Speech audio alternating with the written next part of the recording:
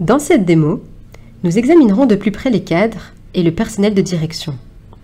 Nous verrons comment ces postes doivent être complétés dans le système. Notez que les cadres ne sont pas applicables aux dossiers ne comportant qu'un CPPT.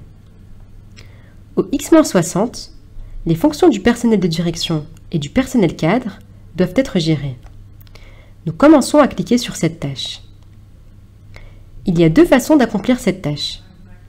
Tout d'abord, les fonctions peuvent être remplies manuellement en cliquant à chaque fois sur « Ajouter une fonction de dirigeant ». Cette méthode est idéale lorsqu'il n'y a que quelques fonctions.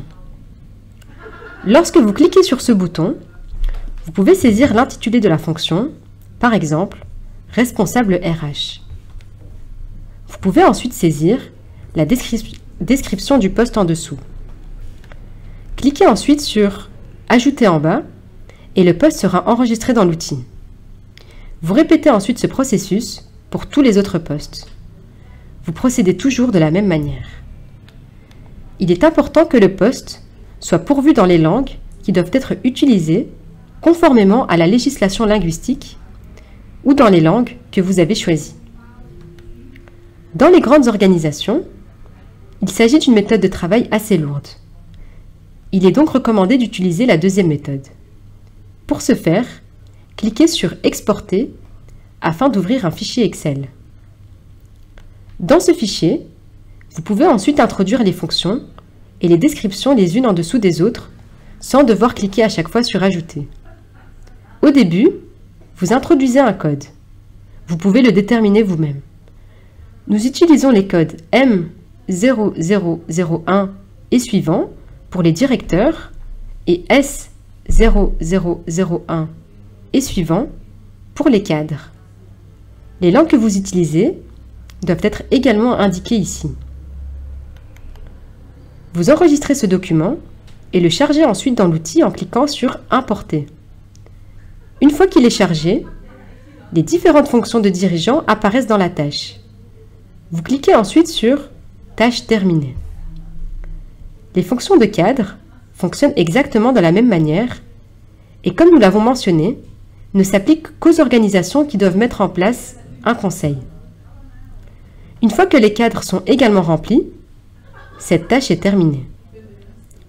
Actuellement, vous avez chargé toutes les fonctions dans l'outil. Il faut maintenant, bien sûr, leur attribuer des noms. Vous pouvez le faire dans la tâche « Indiquer les fonctions ».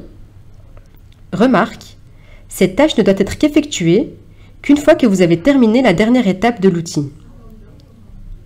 Cette tâche, au final, ne doit être exécutée qu'après le téléchargement final des employés au X-60.